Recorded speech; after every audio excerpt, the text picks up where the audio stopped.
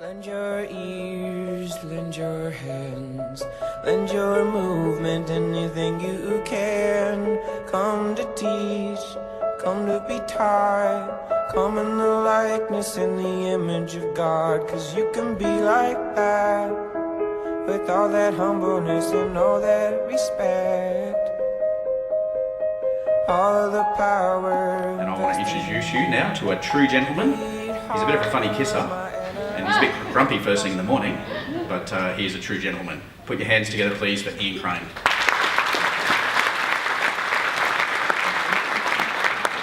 Thanks. Well, what an inspirational video to start with, Jason Belfort.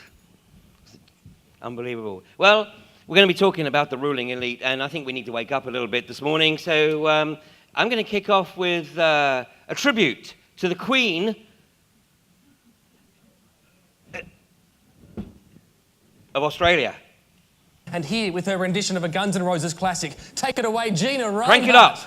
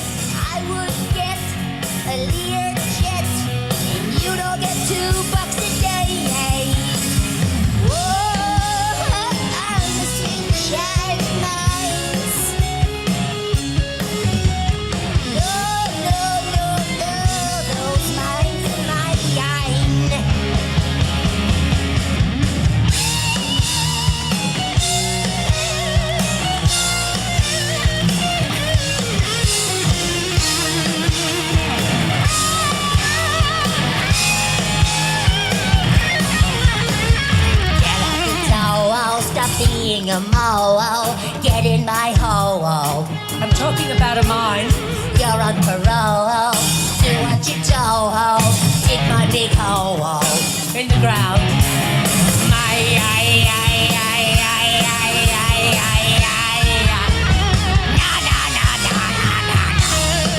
Sweet child, sweet child, love my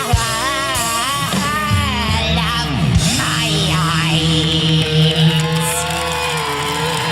mine.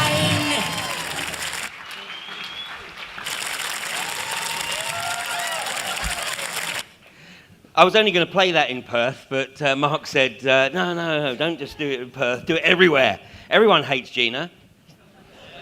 Queen Gina. Queen Gina. You know, this is my third tour of Australia, and each time I've started in Perth, and with the second time I came back, I wondered if they were actually going to let me in, because I spent most of the time regaling the philosophy of Gina. But, you know, I worked out I'm okay whilst the immigration services of Australia and the US, whilst they use their own databases. I've got a real problem, though, when they start using Google. They might actually find out a little bit more. But this is the epitome of corporatism in Australia. And, in fact, unfortunately, I haven't included it in this presentation, but I have a clip of her father from 1984, Lang Hancock, actually talking about the need to forcibly introduce genocide of the Aborigines, and particularly those who had failed to integrate into the society that the Europeans had brought into Australia. He said, those that have integrated, they're fine, we can leave them alone. But those that haven't integrated, then we need to give them drugs so that basically they become sterile and then they'll just die out. Well, unfortunately, if we think that that philosophy has disappeared, then we actually need to think again. Because what we're going to see, I think, over the weekend is that this philosophy is very much alive and well, and it's actually been extended. If we look at just 9 years ago, the chief executive officer of Nestle, who was a guy called Peter Brabeck, he actually gave an interview, and in that interview, and you can find this online, he gave an interview, and in that interview, he made the observation that, in his opinion, access to fresh water should not be regarded as a human right. And in fact, a judge in the UK made the same observation just 3 days ago. Access to fresh water should not be regarded as a human right. What they're basically saying is that unless you are making a direct contribution to the corporatocracy, then what's your point? What are you doing here? You're just, in the words of Henry Kissinger, you're just a useless eater. And of course, Gina gets a lot of her philosophy from, we've got two old queens together, sharing, and here she is giving Tony his instructions. And of course, what was she getting Tony to do? If we look at the royalties that the mining industry pays to the state government in Western Australia, a lot of those royalties go back to the mining industry to pay for infrastructure. But in reality, the health care bill in Western Australia is 4 times the amount of the royalties that the state government gets from the mining industry. This should be the wealthiest nation on the planet. It should be, because it has the most incredible plethora of natural resources, particularly rare earth minerals. So who thinks that Australia is the wealthiest nation on the planet? One person. Okay, well, let's have a look at this. Let's see if we can get some of this technology to work here.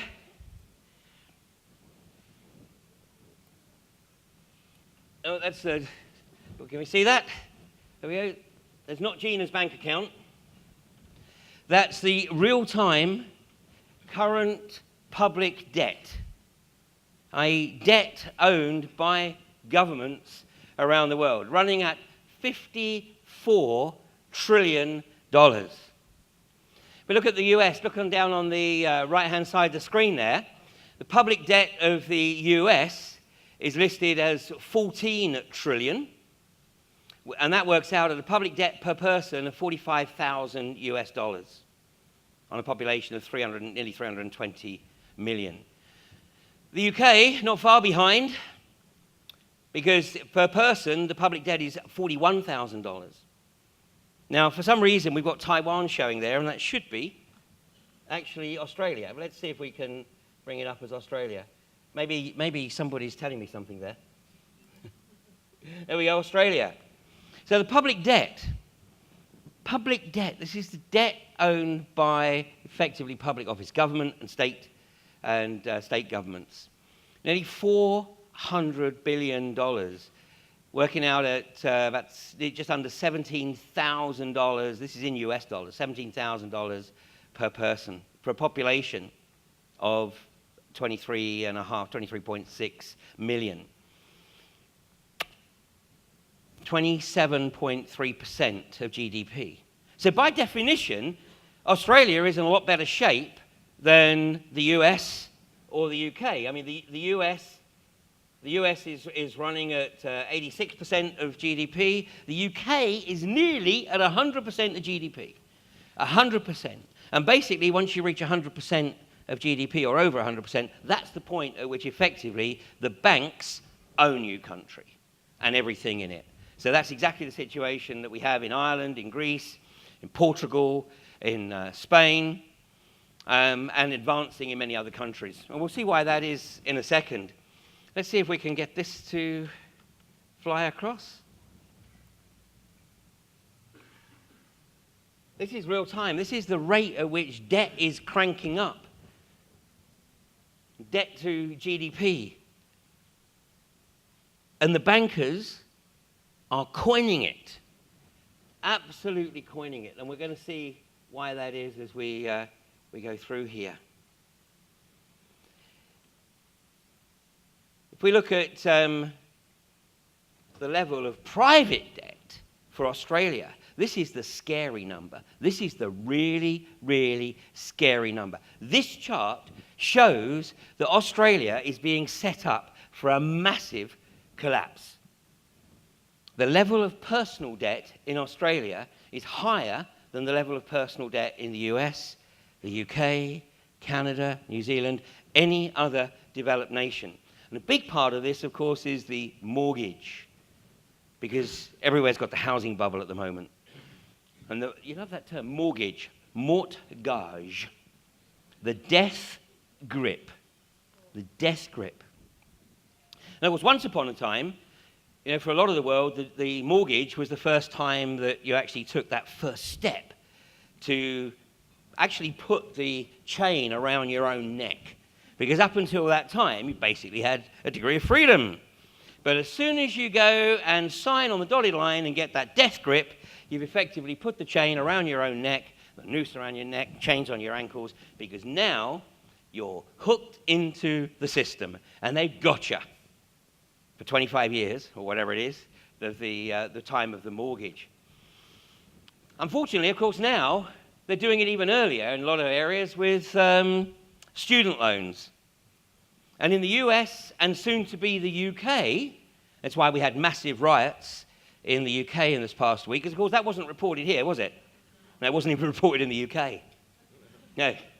Yeah. Compartmentalizing of news. They've learned this from the US. So the news crews come down, film something, or the reporters come down, and it actually gets out about 20 miles. So that everybody in the immediate area who probably heard about it says, oh, it got out on the news. Yeah, it did. Yeah, local news, because it never made it into the next city. That's exactly how things are being compartmentalized. So don't beat yourself up that you don't know anything about the student riots in the UK, because nobody 50 miles outside London knows anything about them either. And the reason that the students were rioting, well, it didn't start as a riot, but of course the police made sure that it turned into one. It started as a protest against the fact that not only were student loans really becoming literally all-consuming, but there was a change in the plan so that you couldn't actually write off the student loan when you become bankrupt, which is the same in the US. So what's happening is the UK is trying to adopt the same practice as in the US. And what we're going to see as we go through the weekend, I'm sure, is that you see more and more things are being harmonized. It's an unfortunate term, harmonized. You take the lowest common denominator and you apply that on a global basis. How many people here have heard of the Trans-Pacific Trade Partnership? Okay. How many people think that's a really good thing? Funny that, isn't it? Because on the other side of the world, of course, we have the Transatlantic Trade and Investment Partnership. And here we are in the building, and we're walking through this building from the car park. I said to Mark, I thought we were talking in a conference centre, not an airport. I don't think I've ever walked quite so far from a parking lot to a room. But as we're walking through, Mark says, gosh, you can almost feel the sleaze and the corruption just oozing out of the walls. So maybe we're here for a reason. Maybe we're here to try and bring a bit of energetic balance to this place. But here we've had people literally talking about how they can continue to screw the global population. And the Trans-Pacific Trade Partnership and the Transatlantic Trade and Investment Partnership are complete misnomers, because basically what it is, it's global governance by stealth. Because the whole purpose of these agreements is to establish a raft of corporate legislation that sits above all national legislation. So, for example, I know Paul is going to be talking about the tremendous achievements at Bentley in running off Magasco there. But Magasco now are simply waiting for TPP to kick into place so that they can then sue the New South Wales and federal government for loss of revenue. Yeah, we laugh because it's so outrageous, it can never happen. But it is, it's coming down the tracks at a phenomenal rate of knots. Now, we've got a general election coming up in the UK, and fortunately, an increasing number of people are trying to make sure that the TTIP, the Transatlantic Trade and Investment Partnership, is very much on the table in the run-up to that election. But it's something that we have to absolutely acknowledge. Because if we don't, then in a very short space of time, then state and national laws won't actually matter a damn. Because we will all be effectively subjugated to this raft of corporate legislation. And the purpose of this is actually to sort of strip the last remaining wealth out of nations and out of individuals and get them into the hands of a few people who run this globalist corporatocracy. Now, I want to show a short animation. And in this animation, it's looking at the distribution of wealth across the planet. Now, I don't have time to show them for other countries, but let me assure you that what you're going to see on a global basis is pretty much mirrored on a national basis. Now, when you think that Gina, for example, her wealth is greater than the combined wealth of the next 3 wealthiest Australians. And of course, Gina is determined to make sure that she increases her wealth to whatever it is that she can get it to. Of course, her kids are trying to get some of that back, but she's basically saying, you're not having anything. What a great parent. You're not having nothing. Anyway, have a look at this, and have a look at, in particular, at the amount of wealth that is owned by such a few people at the top of this pyramid. People are talking a lot about inequality these days, about the fact that the richest 1% have so much more than everybody else. But most of the focus seems to be on the United States, and it strikes me that the same story needs to be told about global inequality too. So I did some research, and this is what I found from reliable sources like the UN. It turns out that while the US is totally out of whack, things are actually way worse for the planet as a whole. Let's start with this graph. A perfectly even distribution of wealth among all living people, with everyone divided into 5 equal groups. Now, let's show how much each group actually has. Shocking, right? 80% of the world's people barely have any wealth. It's hard to even see them on the charts.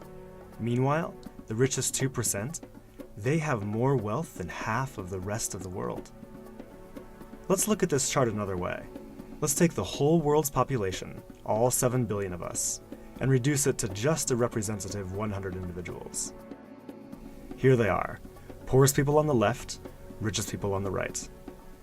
Now let's show how the world's total wealth, roughly $223 trillion, is distributed. The vast majority have practically nothing. Nothing with which to educate their children, nothing with which to pay for basic medicines. While the richest 1%, they've accumulated 43% of our world's wealth. The bottom 80%, meanwhile, that's 8 out of every 10 people, have just 6% between them. But even this doesn't really show how extreme things have become. The richest 300 people on Earth have the same wealth as the poorest 3 billion. So the number of people it takes to fill a mid-sized commercial aircraft have more wealth than the populations of India, China, the US, and Brazil combined. We can also see this difference geographically, with a huge and growing gap between a few rich places versus the majority of the world. For most of history, things were much more equal. 200 years ago, rich countries were only 3 times richer than poor countries. By the end of colonialism in the 1960s, they were 35 times richer. Today, they're about 80 times richer. Rich countries try to compensate for this by giving aid to poor countries, about $130 billion each year. That's a lot of money. So then why does the wealth gap keep getting bigger? One reason I found is that large corporations are taking more than $900 billion out of poor countries each year through a form of tax avoidance called trade mispricing. On top of this, each year poor countries are paying about $600 billion in debt service to rich countries, on loans that have already been paid off many times over. And then there's the money that poor countries lose from trade rules imposed by rich countries to get access to more resources and cheaper labor. Economists from the University of Massachusetts calculate that this costs poor countries about $500 billion a year. Altogether, that's more than $2 trillion that flows from some of the poorest parts of the world to the richest. every year. Rich governments like to say they're helping poor countries develop, but who's developing who here? This makes me think that there's something wrong with the basic rules of the global economy. It can't be okay that the wealth of our planet is becoming so concentrated in the hands of such a tiny number of people. The only reasonable response, it seems to me, and our only hope, is to change the rules.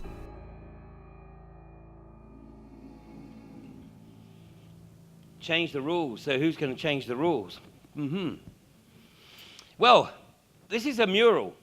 This is a mural that appeared on a wall in the East End of London about 3 years ago or so now.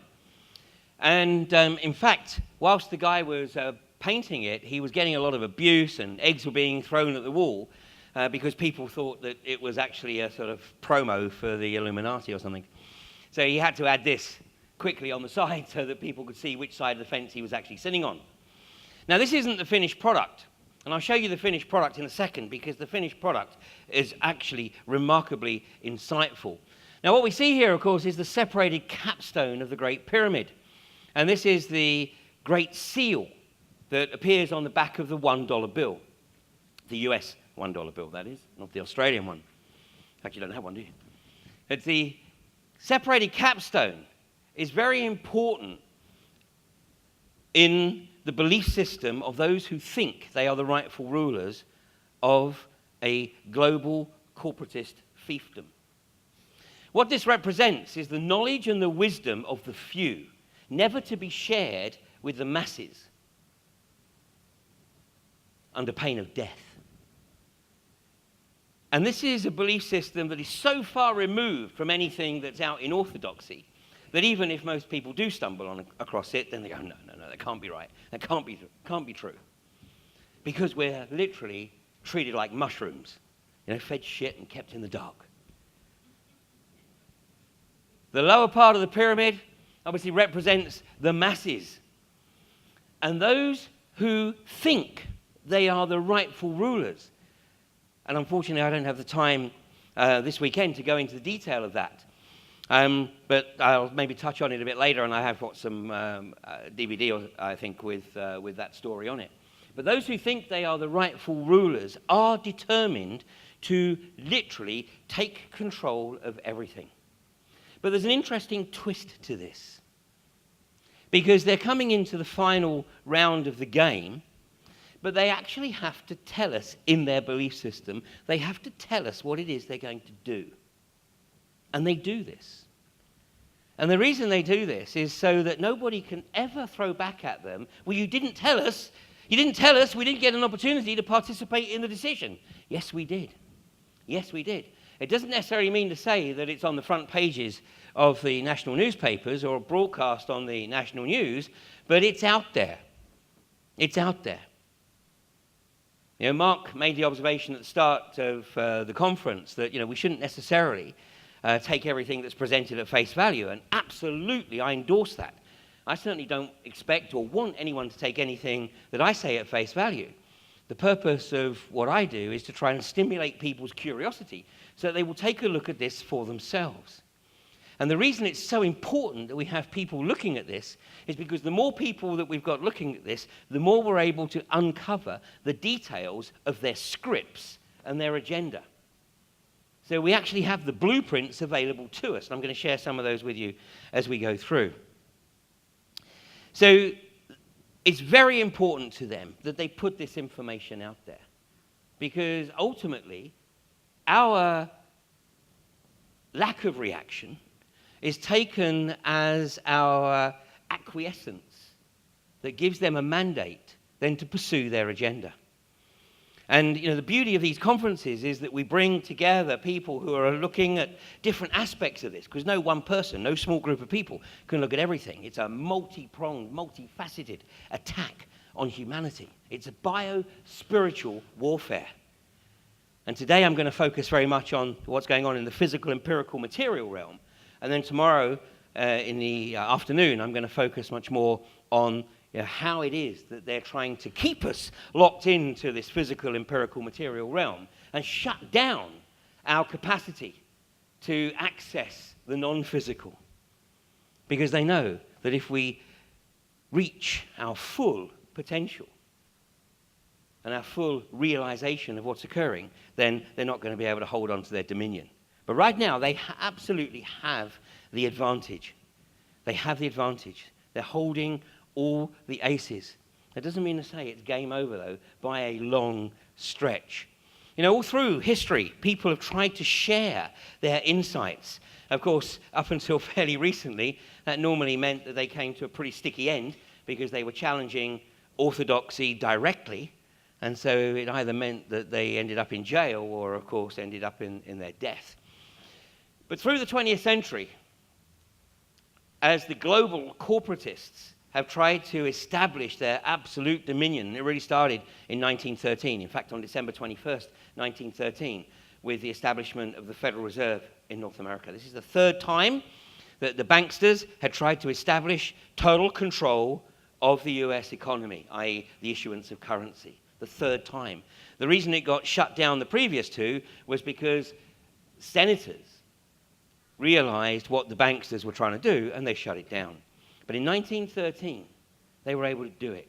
And J.P. Morgan, who was one of the driving forces behind this, coincidentally provided all of the opponents in the Senate, which was a small group of very powerful senators, the opponents to the establishment of the Federal Reserve, and coincidentally, they were all given free passage on the flagship of the White Star Line, the Titanic.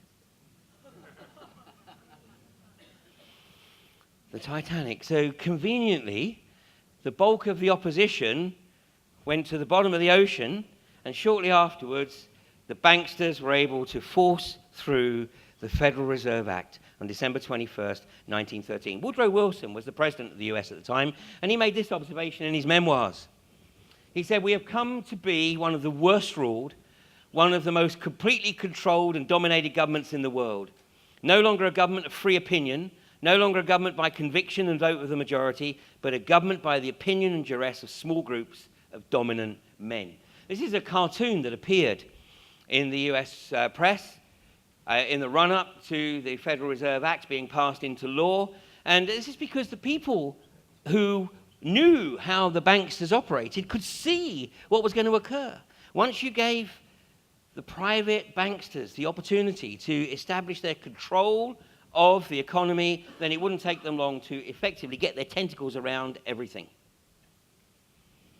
By the way, even the changes that occurred in the early part of the 20th century, where participation in the political process was opened out to the masses, you see, that was a deliberate decision because that worked in the favor of those who think they're the rightful rulers.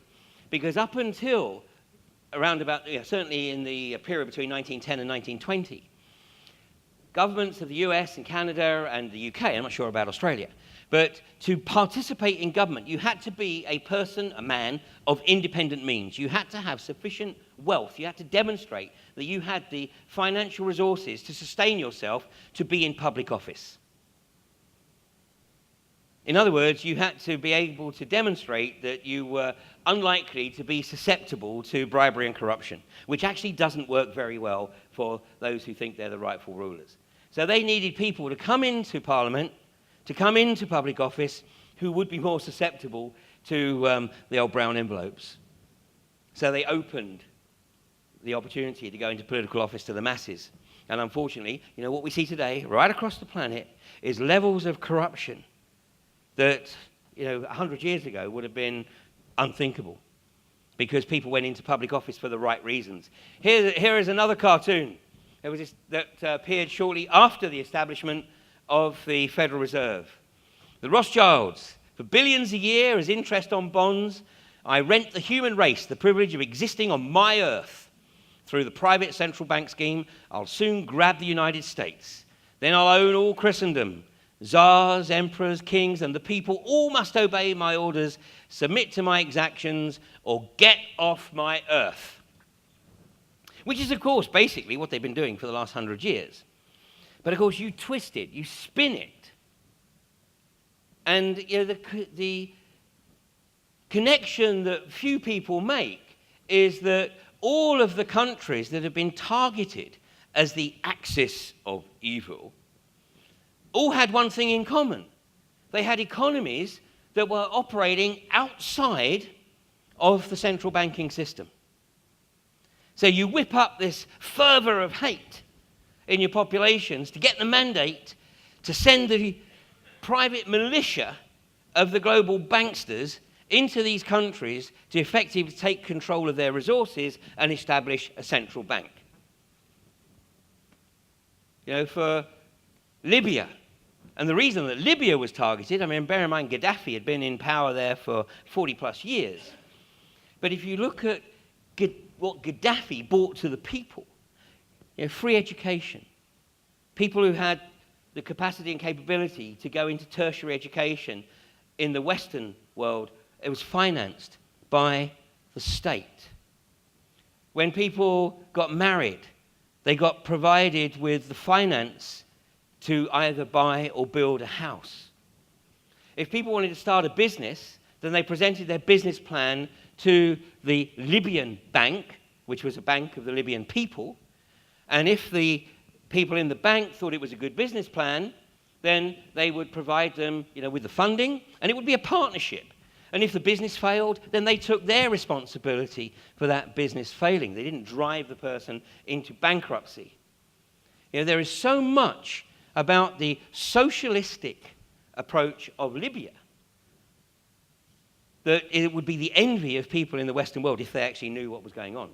But the real reason that Gaddafi was targeted, of course, was because Gaddafi had this vision of establishing an Arab-African economy based on gold, which would bring about the destruction of the petrodollar. He also introduced a scheme to try to push back the Sahara Desert. So he was bringing water up from the great underground aquifers, which actually some believe put the Great Artesian Basin into the shade. And he was bringing this water up and piping it across the northern edge of the Sahara Desert to push the desert back. And it was piped across the northern edge in a 7-foot concrete conduit. After the attack on Libya was initiated, the French actually bombed the factory. Sorry, on the second day, they bombed the conduit. They bombed the concrete conduit. And on the following day, they bombed the factory that built the concrete conduit. So this is a war crime. And the Rothschilds had established a central bank with the rebels even before Gaddafi was overthrown. You know, what is going on with Libya, with Iraq, and now, of course, with Syria, is the global corporatists mopping up the last remaining independent states that were operating outside of their control. So what do we have left? Cuba, North Korea, and, of course, the ultimate goal, Iran. Iran. You see what's happening? It's all scripted. How many people here have heard of the group called PNAC, the Project for a New American Century? Okay, a very, very few of you. There is a document that was published. This is freely available. You download it from the PNAC website. It's PNAC. Just Google PNAC. The document is called Rebuilding America's Defenses. It actually has nothing to do with America, really. It's about establishing this globalist control agenda. This document was published in September of 2000, and it's basically the blueprint of everything that has been happening for the last 14 years. And when you read it, you think, oh my God, I mean, this is like George Orwell on acid. Until you turn to the back page, and you see that there's 26 people have put their signatures to this document, and 13 of them went straight in to George W. Bush's government after he was sworn in on the White House lawn in January of 2001. It's all there. The script is there. Yeah, and there's been a number of people that have been trying to raise awareness of this document and say, look, the script is there. And people go, no, that's just a conspiracy theory. This is the guy who has been driving this agenda. This is the guy who was tasked with bringing about the global financial collapse. And of course, he was able to do this. Really, the whole process was kicked off in 1998 when Bill Clinton actually repealed the Glass-Steagall Act in the US. The Glass-Steagall Act had been in place since 1933, and basically was in place to prevent the banks from literally putting too much money into the economy. Putting too much debt into the economy. So it restricted the amount of debt that they could create. And the idea being, obviously, to avoid the great crash of 29 again. But Clinton repealed that legislation in 1998, so that it literally opened the floodgates. And it really kicked off, obviously, after George W. Bush came into office in 2001, and we had 9/11, we had a whole lot of other events that kept people blindsided. This guy was telling the banks, get the money out there, get as much into the global economy as you possibly can. Let's build up these debts to the point where there is absolutely no alternative except collapse. And look at the guy's rewards. I mean, I've just picked up on his income from 2007 through 2013. So this guy in that period has earned the grand total of $215 million US. As you can see, he had a bad year in 2008. That must have been real tough. But of course it wasn't. What happened was that was the year at which the GFC became very apparent to everybody, and it wouldn't have looked too good if Lloyd Blankfein had actually sort of picked up another $30 million whilst he'd been overseeing this collapse. So you can see that he had a pretty significant increase in his income the following year. Well, much of that is deferred income from the previous years. Deferred income. He had done exactly what he was tasked to do. And it's exactly the same as any incentive compensation scheme, based on actual results. And he achieved those results. What you see there, the graphic, is actually the front cover of the Sunday Times magazine from 2008, late 2008. And in that article, he actually talks about doing God's work, how he believes he's doing God's work. I mean, where have you heard this before? George Bush, Tony Blair. They all think they're doing God's work. Well, it ain't no God of yours or mine. And in that article, he actually boasts and brags about how they treat their people. And of course, ever since the mid-90s, again, it's all been out there in the corporate vocabulary, human resources. We got anybody here who works in human resources? And you're going to admit it? Human resources. I mean, that tells you what we are to the global corporatists. You're a commodity to be used, abused, and spat out when you're finished with. In the UK right now, we have this abomination called 0 hours contracts. 0 hours contracts.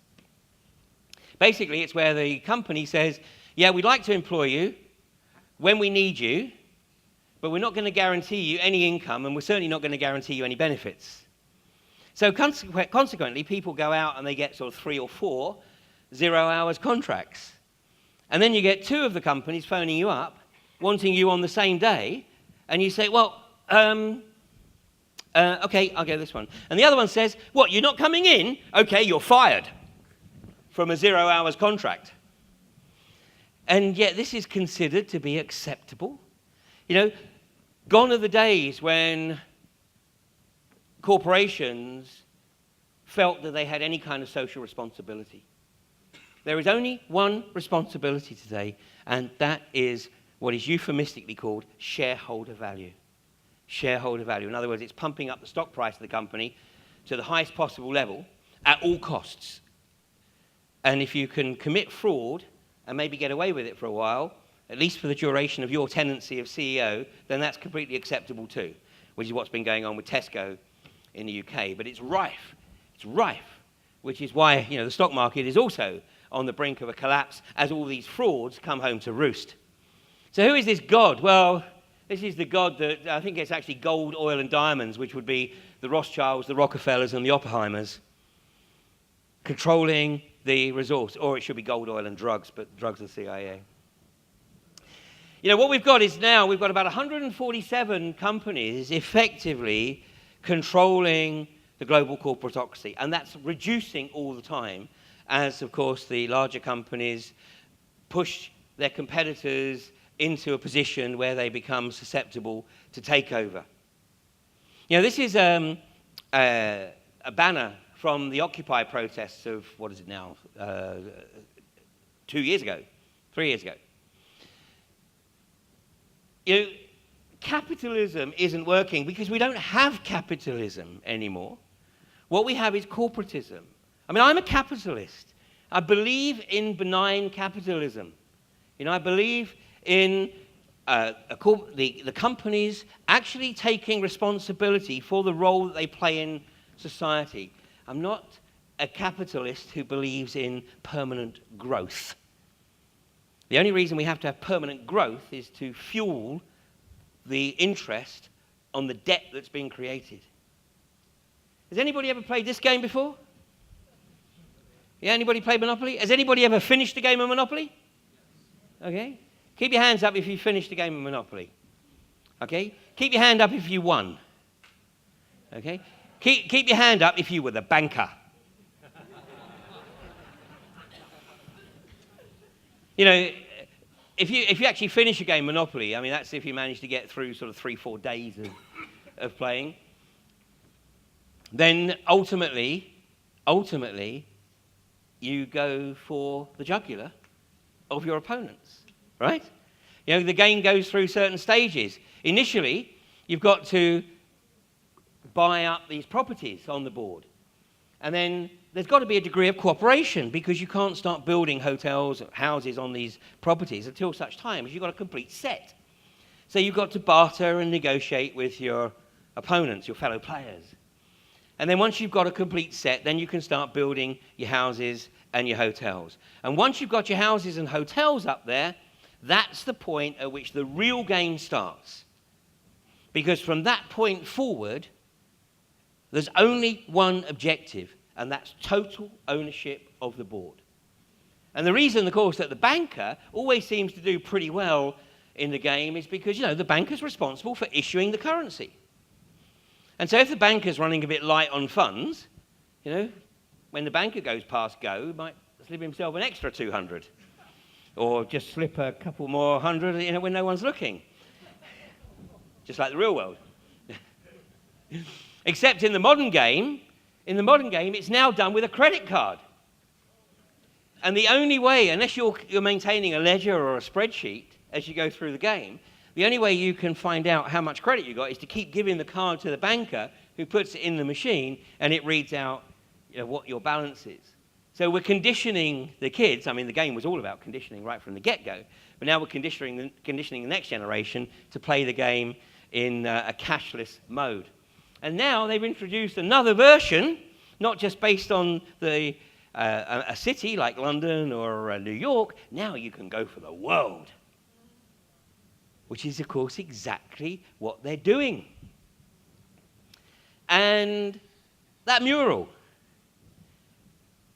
that was being painted on this wall in Brick Lane, this is the finished product. It is the bankers playing their game for total control on the backs of the people. You know, how many people here understand the process of fractional reserve banking? Okay, a few hesitant hands going up. Okay, now be honest. How many people understood the process of fractional reserve banking 10 years ago? Okay, a very, very small number of people. Okay, so one of the benefits of what's happened with the GFC is that an increasing number of people have educated themselves as to how the banking system works. So for those of you who know how the system works, you can shut your eyes for a few minutes, because what I'm going to do is I'm going to give you a very brief explanation, and it's a very simplistic explanation, I do accept that, but nonetheless it's fundamentally correct as to how the fractional reserve banking system works. And you can see from this how it is that the banks are effectively taking control of every facet of our economies. So the thing about fractional reserve banking is it's almost like alchemical. You know, it's literally, in fact, it's even more magic than alchemy, because with alchemy, at least you need a base material, whether it's lead into gold or whether it's the personal transformation, but you need to start with something.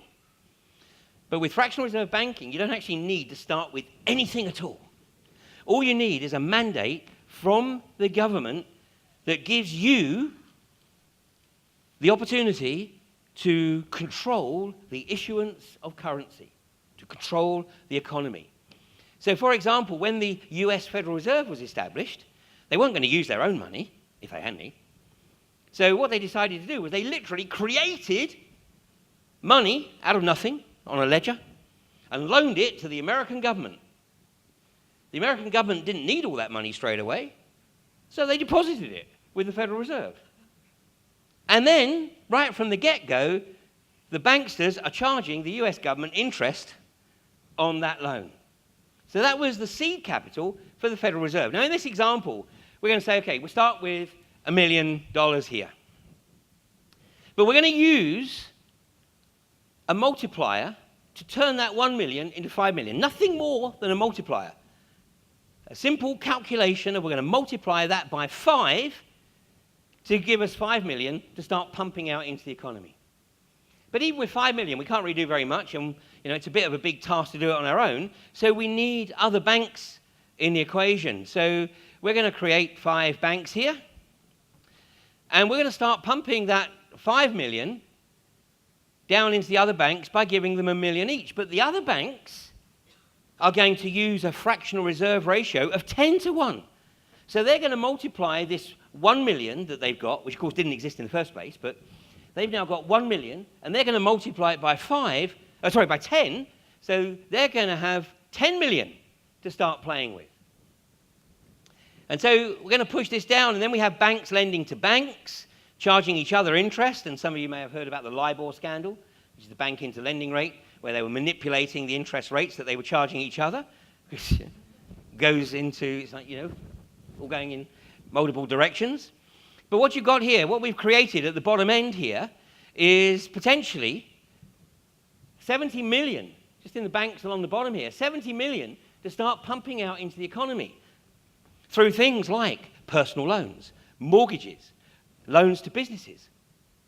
And of course, everything that we pump out there has to be paid back. But it has to be paid back with interest. So what people don't realize is that 97% of all this stuff that is floating around in the economy, 97% of it, somebody somewhere owes interest on it. And it's all going one way. It's going to the banks. So that's what keeps us on the treadmill.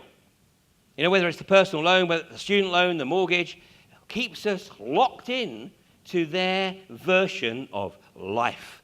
Actually, it's not life, is it? It's an existence. It's an existence. It's a routine. When I was doing a project in London about 20 years ago, and I rented a house about half an hour south of the city centre, and I used to get the train, and although I wasn't necessarily tied to a schedule, but I got into a routine, and I used to get this 7:21 train from Epsom into London every day. And I noticed there was this guy, and he'd come along with his umbrella and his briefcase, and he would walk along to the platform, and he would stand like this. And the train started at Epsom, so the train used to come in, and the doors used to be exactly where he was standing. And then as the doors opened, he would get in and he would go straight to his seat and sit down and open his paper. Well, I watched this for a few days, and then the devil sort of, as it was, got inside me. And I waited at the next door. And as the doors opened, I jumped in and jumped into his seat. And he was standing there. I'm sitting down there, I've opened the paper. And he's standing over me, looking like this. And I looked up and went, yes. He said, my seat! And I realized that what I did in the next few nanoseconds was going to determine what sort of day he had. So in that time, I thought, no, okay. So I said, I'm sorry, I didn't realize it was reserved. And just moved across. And then he sat down, and he opened the paper. And he turned to me and he said, 32 years. 32 years I've been doing this journey, and I always sit in this seat. And I felt like saying, you sad motherfucker.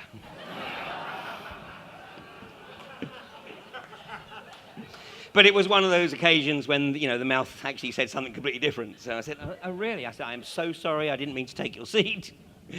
But, it's an existence.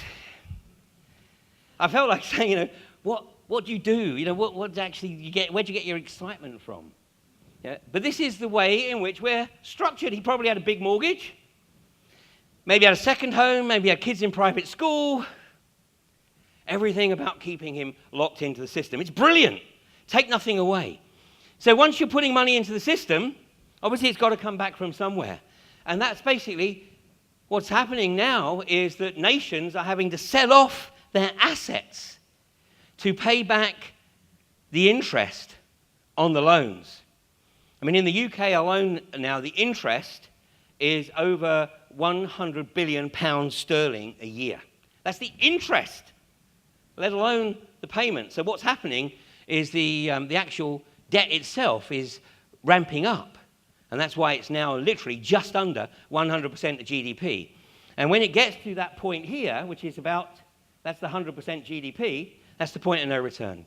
That's when these guys literally own your country.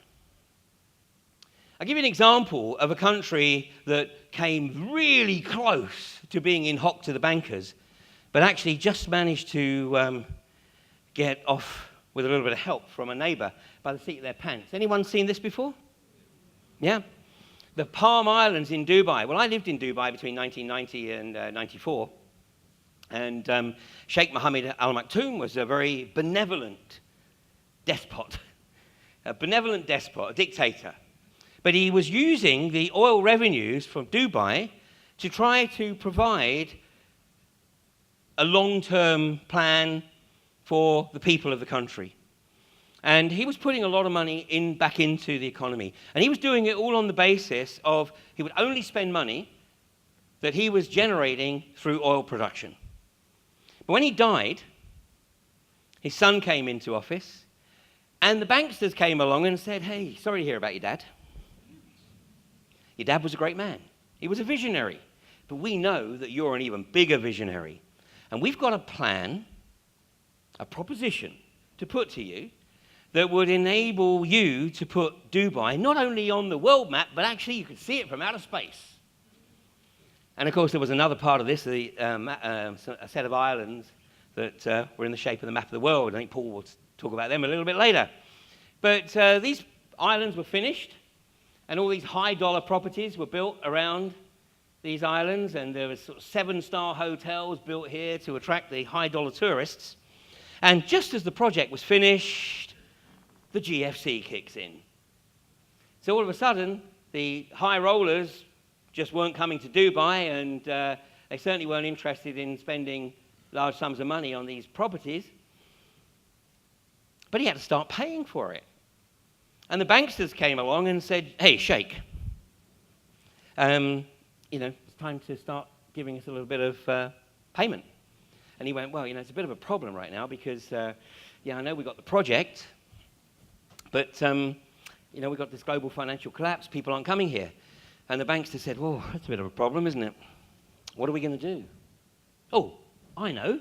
You've got oil. How about we simply take control of your oil futures? And I think at that point, he discovered he had some new muscles. Well, he got lucky because his neighbor, Sheikh Zayed, in Abu Dhabi, came to his rescue because the Zayed family had nearly been shafted, well, they were shafted by the British, funnily enough. You know why it was always said that the sun never set on the old British Empire? Britain owned so much of the globe. So the sun never set on the British Empire. That's because God didn't trust the British in the dark.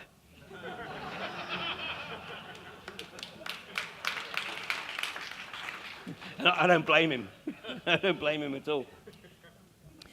So the British shafted Sheikh Zayed with the deliberate collapse of the BCCI Bank. And he took personal responsibility. And he said that he would make sure that everybody who lost would eventually receive some element of retribution for that. But Zayed stepped in and helped address this issue that the Maktoums had with the World Bank. So Sheikh Zayed, I think it was, it's a very big number, it's something about 300 billion or something, $300 billion US dollar. But that's how close Dubai came to being in hock to the World Bank. The people who work in Goldman Sachs know that the whole thing is toxic. And, fortunately, there are a few whistleblowers now. This is an article from the Daily Mail a couple of years ago. And just an extract here. This guy said, what's more, Goldman clients understand that the firm's bankers are traders and getting rich quick. As one Goldman employee says, money is the way you define your success. You always keep score. There's always room for more. If you are not bringing in more cash, getting a bigger bonus, buying a bigger house or a bigger boat, you're falling behind. It's an addiction. So, this is the abject evidence that the Wolf of Wall Street mentality is still very much alive and well. And of course, they're getting more and more greedy because they're approaching the countries and saying, okay, so you can't pay us, what have you got? So basically everything is being sold. And if you don't sell it, then the US military, which isn't the US military, it's the private militia of the global corporatists. And, interestingly, the young American men are starting to realize that a career in the US military is not conducive with life expectancy. If the bogeyman doesn't get you, then the drugs that they give you will, because the suicide rate amongst ex-US servicemen is so high, it's actually causing more fatalities now than the actual theaters that these guys are operating in. Because the withdrawal of these drugs, unfortunately, enables these poor men to experience or relive what it is that they were perpetrating whilst they were under the influence of the drugs. So when they were actually on the front line, they weren't themselves. They were operating in a different reality. And the terminology that's being used now in the military is dehumanizing the whole game.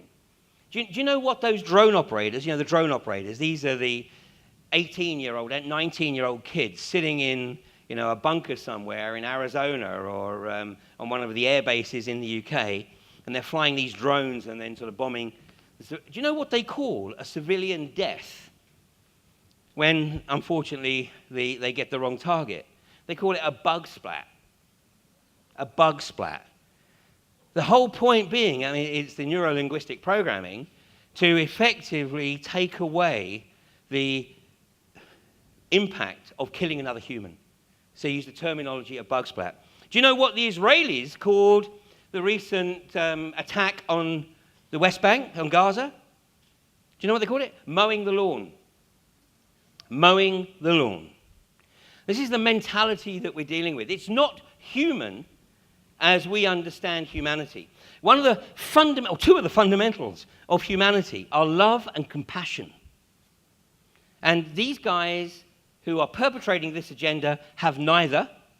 And of course, what they're trying to do is to create an environment where the people that are doing their dirty work adopt effectively the same mentality. This is a graphic. It's a very, very significant graphic. It's a graphic that appeared in 3 languages, in France, in the Netherlands, and in Ireland, in the run-up to ballots as to whether or not the people of those countries wanted to remain within the European Union. Obviously, this is the one that appeared in Ireland. In France and the Netherlands, the vote was to effectively get out of the European Union, but their government said, well, thanks for letting us know what you think. But not really interested. So consequently, they remained in the European Union. In Ireland, their constitution required that they had a ballot. And of course, they didn't get the right response the first time, so they had to have another one. And this is the poster that appeared on pretty much every bus shelter and all over the country in the run-up to the second election. Now, there's a lot of imagery contained within this. I mean, not least the stars around the top. This is the geometry of Baphomet. Can you cast your mind to the old posters that the Americans used in the First World War? Uncle Sam, your country needs you.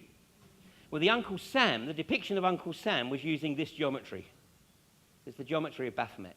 So what do we have here? What does this represent? Anybody awake? Tower of Babel, yes. How do we know that's the Tower of Babel? Was anybody around at the time of the Tower of Babel? I'm going to touch on this a little bit more tomorrow, but this is, by the way, a classic illustration of how our worldview is constructed for us. Because the reason that we perceive that to be the Tower of Babel is because of this. Bruegel's artwork, his depiction of the Tower of Babel. And so that has become our adopted worldview in terms of what the Tower of Babel looks like.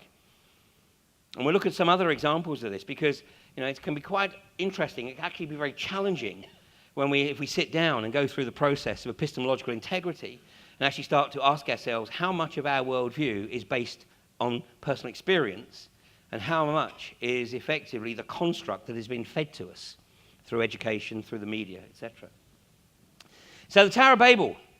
Well, if anybody was in any doubt that the EU is a Babylonian entity, then look no further than the parliamentary building in Strasbourg, which effectively uses, obviously the architects were getting a bit lazy, and so they said, let's just copy this. And by the way, the BBC building in the centre of London, is less obvious, but nonetheless still using the same principle of this Bruegel artwork. But back to this.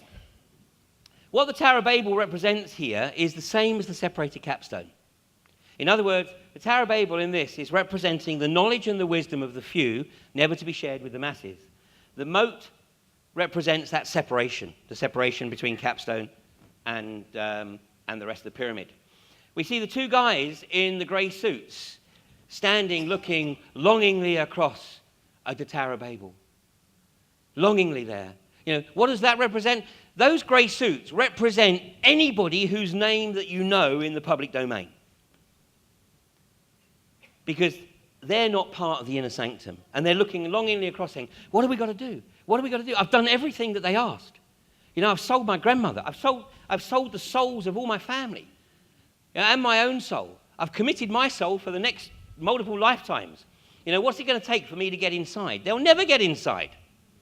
In fact, it's my opinion that those who think they are the rightful rulers actually despise these people. There's no polite word in the English language to describe these people, but there is a word in German. It's Kampfpolizei, which was shortened to capo. This is the people who were designated to run the ghettos in Nazi Germany. So the Nazis didn't want to use their own human resources to run the ghettos. So having herded the Jewish communities into the ghettos, they then appointed people of the Jewish community to run those ghettos. And those people got better food, better housing, better clothing. But of course, they were also responsible for providing the lists of who was going to be shipped out to the camps. But once the ghetto had been emptied, what happened to them? They were on the next truck out. And that's what's going to happen to these people. They're on the next truck out. Now, this is the depiction of humanity. The people, the proletariat, the hoi polloi. But do you notice something about the way in which they are depicted? Lego, yeah. They're blockheads. Blockheads. Everyone there is a blockhead except one. Can you see the exception? It's the baby. The baby. This is the recognition that they know that every human life form that enters into this physical arena enters with the potential to access the full range of their human capacity. But the challenge The challenge that these guys have is to make sure that they never achieve that. To make sure that by the time they get to young adulthood, they are completely enslaved to the system. They are completely dumbed down. And as many of the speakers through the weekend are going to be discussing, this is becoming so obvious. It's becoming so apparent that we actually almost can't deny it, and we can't understand how other people can deny it. But yet, we are still very much in the minority. But that critical mass is perhaps coming much quicker than the establishment care for, which is why they're trying to put so much pressure now and labeling those who challenge orthodoxy as non-violent domestic extremists. Non-violent domestic extremists. David Rockefeller said, "We are on the verge of global transformation. All we need is the right major crisis, and the nations will accept the new world order." And how often do we see people say, "You still believe in a new world order? You must be a conspiracy theorist." Yet before Gordon Brown took the role of Prime Minister in the UK, he actually gave a speech in which he mentioned the phrase New World Order no less than 17 times. And basically what he was saying, I'm your boy, I'm your bitch. Let me have the job of Prime Minister and I'll do whatever it is that you want me to do. Unfortunately, when he got the job, I think he realized just, how much of his soul he'd mortgaged in return for occupying number 10 Downing Street for a brief while. Woodrow Wilson said some of the biggest men in the United States in the field of commerce and manufacture are afraid of something. They know that there is a power so organized, so subtle, so watchful, so interlocked, so complete, so pervasive, that they'd better not speak above their breath when they speak in condemnation of it. The fear porn is being ramped up as the distraction. To try and break this trend of an increasing number of people beginning to realize that something ain't right. And of course, this fear porn has been ramped up in a big way. This was the first person to suffer the fate of beheading after 9/11 in 2002. And he was allegedly beheaded by Khalid Sheikh Mohammed. Khalid Sheikh Mohammed was the guy who admitted to being the mastermind behind 9/11, but only after being waterboarded 183 times. If you waterboard me once, I'll admit to being Jack the Ripper, Sweeney Todd, and anybody else you want me to admit to. Waterboarding is not a pleasant experience by any stretch of the imagination. So Khalid Sheikh Mohammed, yes, he admitted to, but of course we have a guy called Omar Sheikh, who is actually serving a life sentence because he also admitted to being the perpetrator of the beheading. Then more recently, we had Nicholas Berg in 2004, and then literally coming right up to the last few weeks, I'm sure you've seen this in the Australian press, yes? Yeah? Have you seen the videos? Yeah? Well, it's actually illegal to download the videos in the UK. And the reason that David Cameron made it illegal was because he doesn't want people to see how badly produced they are. Because these are all green screen videos. And, basically the British security services are desperately searching for Jihadi John. Well, they just need to go to West London around Pinewood Studios, where these videos are being made, and they'll find him. It's always Jihadi John. This guy with a South London accent that is perpetrating, and this is the latest one last weekend, Peter Cassick, it's always Jihadi John. It's always the same green screen backdrop. But something is happening here. Basically, this is about creating the fear. It's about trying to shut down the debate about the legitimacy of, allegedly, the attacks on ISIS. You know what ISIS stands for, don't you? Israeli State Intelligence Services. Ask yourselves this. We've got, allegedly, an Islamic terrorist group that is driving brand new Toyotas, wearing brand new Nikes, got the latest hardware, rocket-propelled grenade launchers, Am I missing something? You know, because I'd love to bring the British government down. Which fucking Amazon or eBay page do I have to go to order this stuff? Because these guys do. They seem to just be able to go on the page and order whatever they want. And they have the funding for it. Yeah, I can't even afford a pea shooter. You know, something's not right here. And if it's Islamic State, why aren't they turning on Israel? Why aren't they using these resources to turn on the state of Israel, which is perpetrating the genocide on the Palestinians? And if anybody thinks that the Israelis are going to stop until they have nailed the last Palestinian, then they've got another thing coming. And if you want to check that out, then read the book of Ilan Pappé. He's a Jewish historian, The Ethnic Cleansing of Palestine. And what I've just said is actually a quote from Ilan Pappé. The Israelis are not going to stop. And what ISIS is doing is not only getting rid of Assad, which is one of the last remaining non-Rothschild banks in the area, but they're actually creating the opportunity ultimately to establish the state of Greater Israel, everything between the Nile and the Euphrates. Meanwhile, they're presented as, you know, this great fear. And, you know, we can expect to see beheadings on the streets of London or the streets of Sydney. Bullshit. Something else might be going on here. This is the Masonic apron of the 9th to 11th degrees of an Arabic Masonic order known as Memphis Mitzrayim. And let me just share with you what Ben Schnobelen, who's a writer on Freemasonry, has to say. He says Memphis Mitzrayim is a little-known Masonic group based upon Arabic and Egyptian magic. As such, they are deeply satanic and very powerful throughout the Middle East. Any Arab Mason who dares to disobey the edict of the top commander of Memphis Mitzrayim stands in dire danger of death. This group is very powerful and feared. However, their top commander is controlled by the top leadership of international Illuminized Freemasonry. It's all part of the same agenda. And how is that going to impact us? Well, let me tell you how it's going to impact you guys. The technology will come on.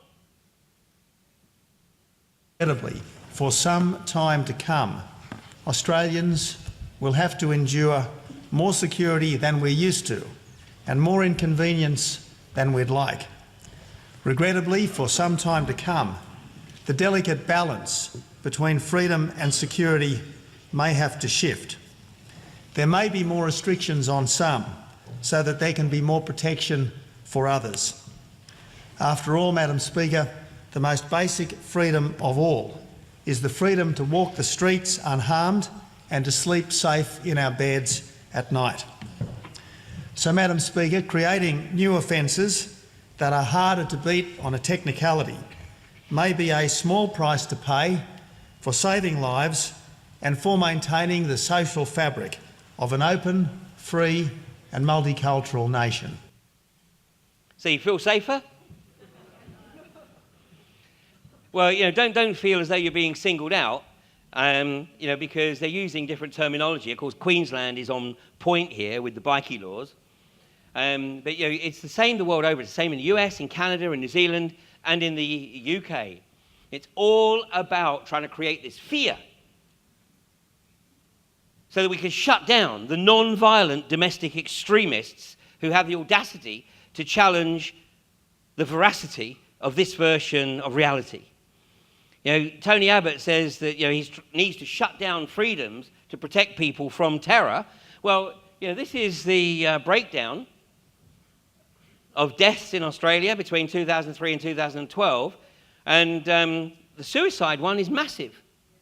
Massive. And again, it's the same we see in the other countries. And a big part of this is young people. Young people.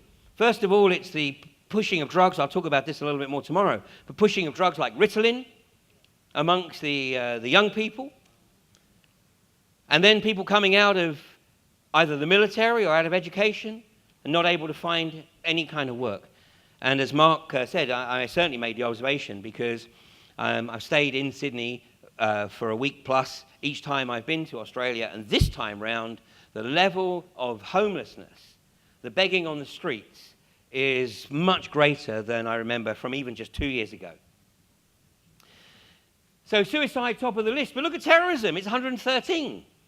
Well, I could actually only come up with, I think, 105 here, and AB tells me that, I think he's right. There was a couple of Australians in the London bombings of 7/7, which of course were perpetrated by the state. Is there anybody here who doesn't believe that? Okay? Because the simple piece of evidence, one of the trains that exploded actually left King's Cross station before the train that the bombers were allegedly on got into King's Cross. There's actually more empirical evidence to show that these 4 lads were set up. It was an exercise. They were set up. The first bomb went off. They realised that they were the patsies. They were the fall guys. And so they went to Canary Wharf in London, which is where the newspapers are headquartered, and they hoped to try and get to safety. But they were assassinated by British security forces at Canary Wharf. And there is more empirical evidence to support that than there is of them actually getting on the tubes. So this is the way the state works, and I'm going to show you David Cameron's response to my observation in just a second. But we've got 113 deaths, and 88 of them were Bali. Anybody here think that Bali was perpetrated by Muslim extremists? No, Bali was all about creating the fear porn to get Australia on board to support the attack on Iraq in 2003. So without Bali, you're looking at barely single figures almost in terms of deaths through terror, yet you're being told to give up your freedoms. Well, same in the UK. The fear porn here is on the front page of the Eye, which is part of the Independent. Islamic State likely to attack the UK. No, they're not. Not unless they're working with the security services. And this is Gatwick Airport. It's absurd. It's absurd. Well, let me show you what David Cameron had to say just a few weeks ago when he went to the UN specifically to talk about the measures that he was looking to implement to try to shut down the ISIS threat.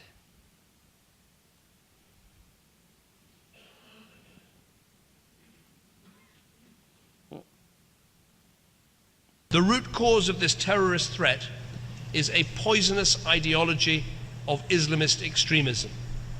This is nothing to do with Islam, which is a peaceful religion which inspires countless acts of generosity every day.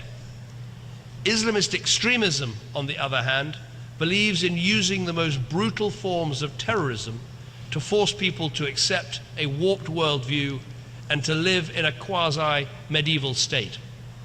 To defeat ISIL and organizations like it, we must defeat this ideology in all its forms.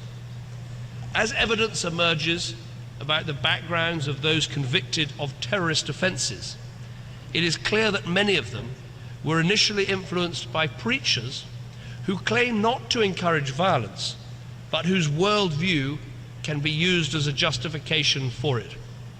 We know this worldview, the peddling of lies, that 9/11 was somehow a Jewish plot, or that the 7/7 London attacks were staged. The idea that Muslims are persecuted all over the world as a deliberate act of Western policy. The concept of an inevitable clash of civilizations. We must be clear, to defeat the ideology of extremism, we need to deal with all forms of extremism, not just violent extremism. For governments, there are some obvious ways we can do this. We must ban preachers of hate from coming to our countries. We must prescribe organizations that incite terrorism against people at home and abroad. We must work together to take down illegal online material like the recent videos of ISIL murdering hostages.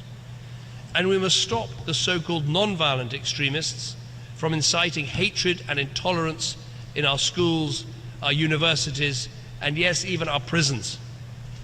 Of course, some will argue that this is not compatible with free speech and intellectual inquiry. But I ask you, would we sit back and allow right-wing extremists, Nazis or Ku Klux Klansmen to recruit on our university campuses? No. So we shouldn't stand by and just allow any form of non-violent extremism. Shouldn't stand by and allow any form of non-violent extremists. Well, the day after this appeared, a number of people in the UK went to the police station and handed themselves in and said, you need to arrest me, I'm a non-violent extremist. And of course the police said, well, get out of here. It became known as the toothpaste rebellion, because people went in with a toothbrush and toothpaste because they were expected to go to jail. So of course they were thrown out. But that's where we're heading. That's exactly where we're heading. It's why the channel that puts out my 2 shows in the UK, Fracking Nightmare and Humanity versus Insanity, was shut down earlier this year by ATVOD, a government body that has the responsibility. It is the Authority for Television and Video on Demand. And they shut it down by threatening that unless they submitted to regulation, they would have to pay a fine of £250,000. It's censorship. Okay, so I had to put all the stuff up on my YouTube channel, and I've encouraged people to put it up on their YouTube channel so that, because eventually somebody's going to say it needs to come down. Because Google are very susceptible, because all it takes is the tax office to go visit Google and say, now look, we're thinking of doing a very major audit, but maybe we can work something out. There's a few websites and a few videos that we'd like taken down. If you can get those down, then maybe we can delay the audit. So whereas the likes of Google and YouTube were started with altruistic intent, they're now becoming part of the problem rather than part of the solution. As Mark said, this was a big trigger for a lot of people, because when people started to investigate the events of 9/11, then it became very evident that the physical evidence did not support the official version of events. And this was a significant trigger. And maybe it's deliberately so. Because a friend of mine who's very much into the tarot shared this with me when I picked up the remarkable similarity between the Rider-Waite depiction on the Tower Tarot card, the 16th card in the Major Arcana, and the events of that day. And this is what she said to me. The Tower is a tarot card about war, a war between the structures of lies and the lightning flash of truth. This is a card about anything we believe to be true but later learn is false. This realization usually comes as a shock, hence the violent image. It's quite simply that moment in any story where someone finds out a shocking truth, one that shatters their perceptions and makes them reassess their beliefs. And you know what? This is almost identical to the description of the rituals in the Memphis Mitzrayim Masonic order of the initiations in the 9th to the 11th degrees, the depiction where the apron is of the beheading. So it's all about giving people an opportunity to step in to a new reality. The question is, which reality are you going to step into? The one that the global corporatists want to establish, one of absolute abject control and slavery, or something else? And the reality is that which one we go to is very much in our control. And those are the tools that we have available, and that the globalists use to try and achieve their objectives, are absolutely in our control. And number one is apathy. Apathy. Because these guys believe that by putting the stuff out there and us not reacting to the scripts, to the information that they're putting out there, and we just go, yeah, that's okay, we don't really worry about that. She'll be right, mate. She'll be right. Then they can get on and do whatever the hell they want to do. The next one, they believe, is the most powerful one of all, abdication. Because by definition, abdication means we've got a pretty good idea what's going on, but we deliberately choose to do nothing. Because she'll be right, mate. And the last one is willful ignorance. The absolute willful ignorance. And of course, this is applied by a lot of people. I was on the front line at Gloucester in the anti-fracking camp there. And this is just 2 weeks ago. And I posted a video online of a conversation I had with a police officer who basically said he was just doing his job. He didn't want to be there, but he's just doing his job. Well, that's what a lot of people said at Nuremberg. I was just following orders. I was just doing my job. And the global corporatists rely on people just doing their job. And they've got to just keep doing their job because they've got them so far into debt, the only way these people believe that they can address their debt is to run ever faster on the treadmill. And that's really one of the great pleasures that I have in participating in these events, because, you know, Mark and AB and Greg have got working models that enable people to actually step off this treadmill. The establishment doesn't like it, and obviously they'll try and shut it down. But whilst we have these tools, we have to use them. But more importantly, we've actually got to participate. You know, I stayed with my good friend Max Egan for a couple of days this week, and I was explaining to Max about my experiences at Gloucester. And he said, you know, well, mate, he said, you're in Apathy. Apathy. You know, he said, I thought this fracking agenda, this coal seam gas agenda would bring Australia together, but no one gives a shit. You know, later this week, I'm going out into the gaslands of Queensland because, you know, this state is totally screwed. You know, in the last 3 years, an area the size of the UK, now Queensland is 7 times the size of the UK. But the population density of Queensland, of course, is a lot less. It's 1/100th of the population of the UK. But there's an area the size of the UK that has had nearly 5,000 wells drilled on it in the last 4 years. If that happens in the UK will cease to exist. You know, this is a spring-fed country. This is a country that relies on the ancient water resources. The Great Artesian Basin is being sucked dry at a rate 6 times greater than it can naturally replenish, primarily by the CSG industry. You know, the people with the farms out to the west of Toowoomba, up in Dalby and Tara, their lives have been destroyed. Their livelihoods have been destroyed. The aquifers are filling with gas. The gas is coming out with their water. They can't use the water for livestock, they can't grow crops, and they certainly can't use it for any domestic uses. The vulnerable are getting sick, particularly young children and the elderly and pregnant women. You know, and if we look at what's happening everywhere where this industry has got its bits in the ground, whether it's the US, Canada, and now here in Australia, it's left a trail of devastation behind it. And why? Because in every case, the population doesn't give a damn. It just says, no, it's not affecting me right now. It's not affecting me.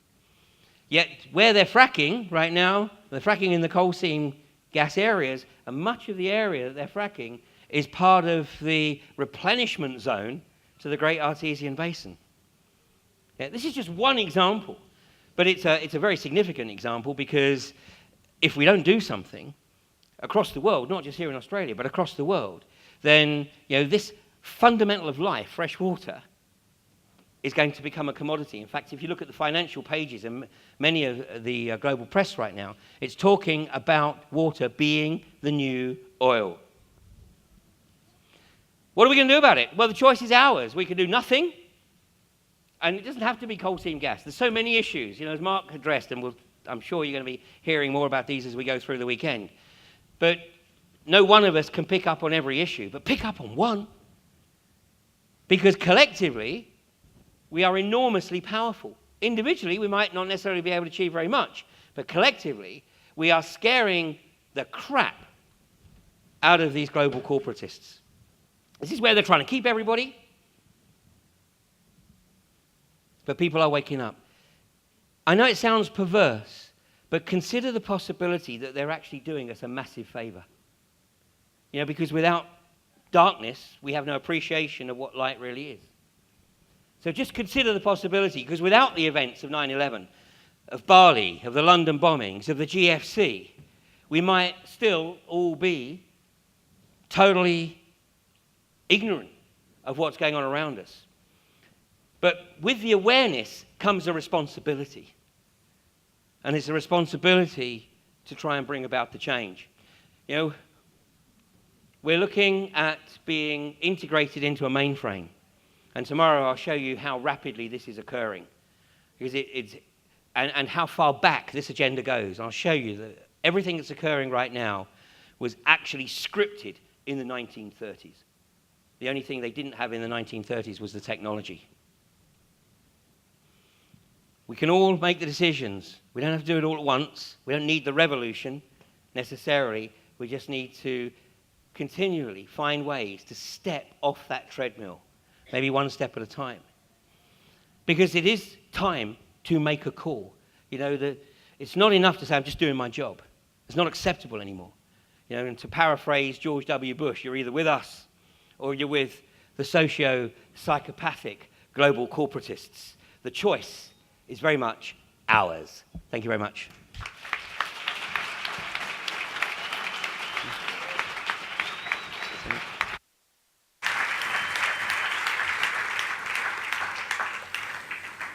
Ian's obviously very passionate about the CSG issue.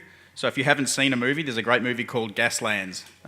It's about what's going on with CSG in the US, and it's quite disturbing. Who finds a nice irony in the fact that we're in the exact same venue as the G20 was last weekend? H20, Harmony 20, yes. This is where Joe Hockey was last week, and all the other Muppet puppets blowing wind up each other's asses.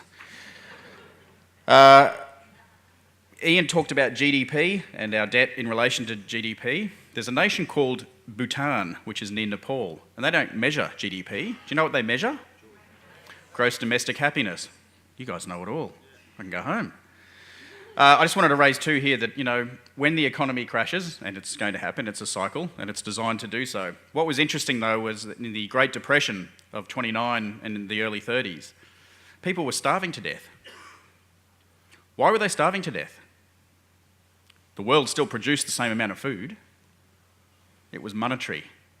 So I'm sorry, but I think there's some evil behind that.